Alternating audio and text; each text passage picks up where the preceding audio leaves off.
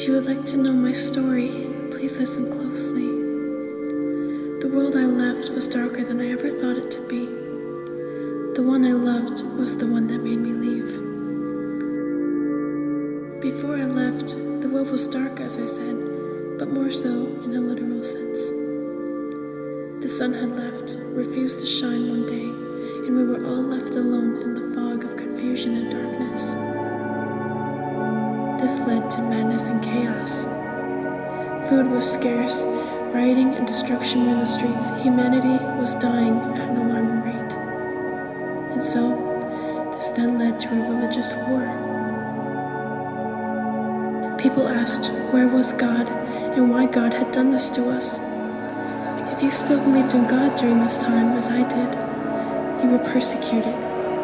And then after some time it escalated to getting executed for it.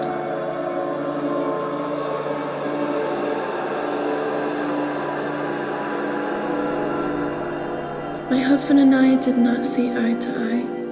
He was not a believer as I was. However, even through the war, he promised to never leave me for it, and to always protect me from those that wanted to harm me. He hid me from the world so that I would live. That was until one night, everything changed. "Come with me," he said, and I followed. Then deep into the cold, snowy woods we went. Unbeknownst to me, he had ill intentions. He stabbed me about 20 times in the stomach, deep in the woods, and left me to bleed out or freeze to death, whichever came first.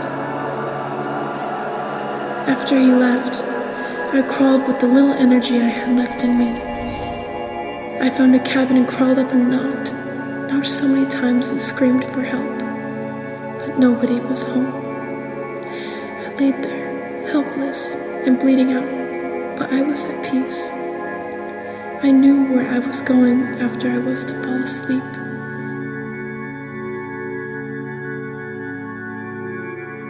Now you'd think that would be the end of my story, but no. I woke up in a foggy realm, fog shrouding my memories. Where am I, is what I thought, and why am I here?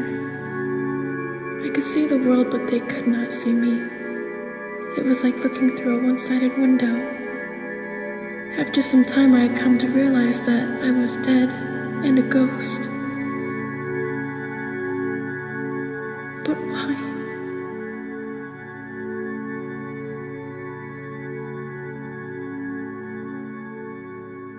Then the memory slowly came back. Anger and sorrow washed over me like a great tsunami. All I wanted was vengeance. Why and how could the love of my life do such a thing to me? I needed answers. I consulted my Father in heaven, and he showed me what I missed. My dear husband had been planning my death for about a year. My friends were even aware of his plan and did nothing to stop him. They actually encouraged him.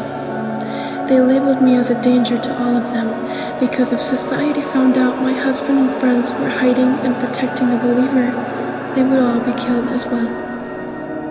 Why couldn't they just let me go try to fend for myself? Now, in my lonely, ghostly world, festering in my anger, I realized that I am a martyr. I was given this white attire with honor. But this begs the new question. Why am I here and not in heaven like I thought I would be?